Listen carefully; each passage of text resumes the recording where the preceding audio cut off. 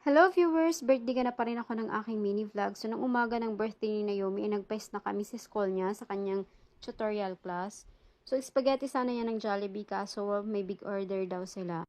Pagkatapos namin magpa-snack mga viewers, ay umuwi na kami ng bahay. So, medyo magulo pa yung bahay. Tapos, ayan, inuna ko muna yung hipon. Tapos, yung itlog ng pugo. At saka, brinid ko na rin yung chicken. Tapos, ayan, inihanda ko na yung ingredients ng hipon. Isang buong garlic lang yan. Mininced ko. And ginger. Tapos, ayan, iginisa ko lang. Tapos, gumawa ko ng juice dahil hindi ako uminom ng soft drinks. So, nilagyan ko lang ng pipino, basil leaves, orange and lemon. Pagkatapos naman ay inihanda ko na yung ingredients ng spaghetti. Syempre, hindi yan mawawala kasi paborito ng mga bata. So, ayan si Naomi. 6 years old na siya ngayon.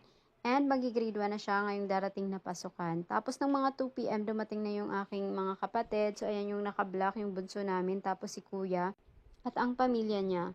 So, ayan, mayroon din kaming pizza. Tapos